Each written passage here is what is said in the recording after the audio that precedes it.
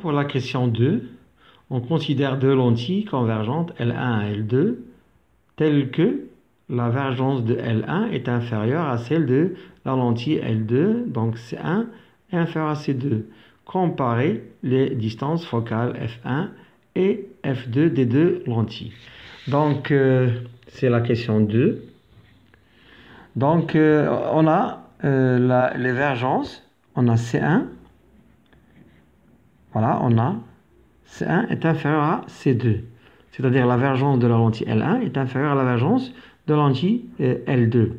Pour comparer les distances focales des deux lentilles, il suffit seulement de trouver ou de poser la relation entre C1 et la lentille et la distance focale F1. La même chose pour C2 et F2.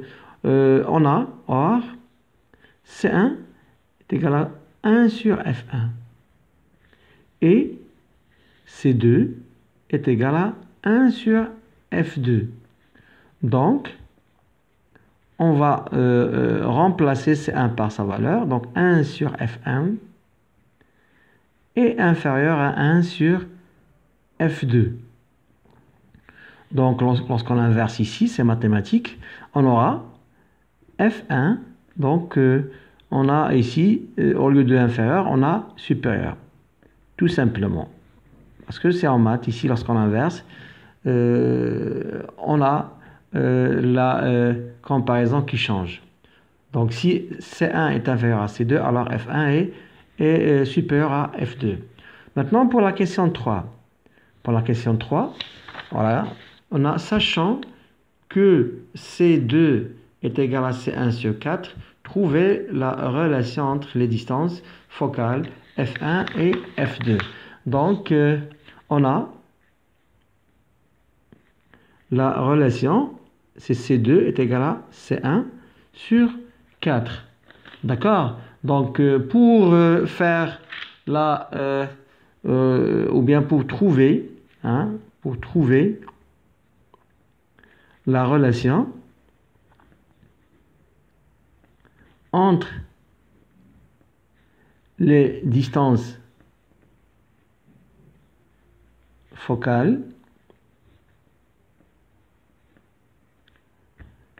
des deux lentilles, L1 et L2, bon, il suffit seulement d'écrire, on écrit la relation,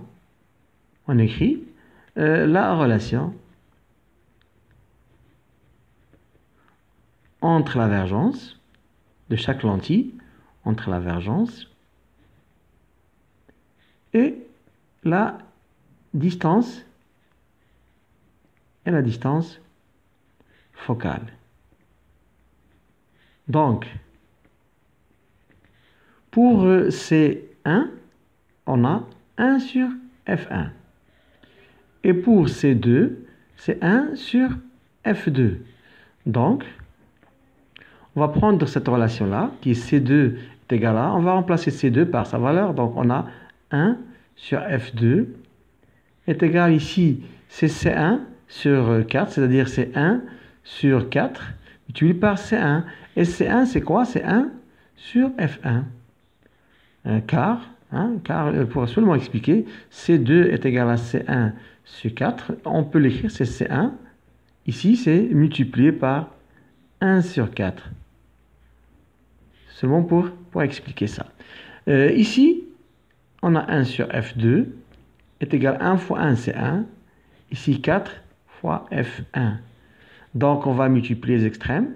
F2 multiplié par 1, c'est F2. Et 1 multiplié par 4F, 1 c'est 4F1. D'où la comparaison, c'est celle-là. Donc à partir de C2 est égal à C1 sur 4, on a trouvé que F2 est égal à 4 fois F1. Donc on a terminé la correction de l'exercice 3.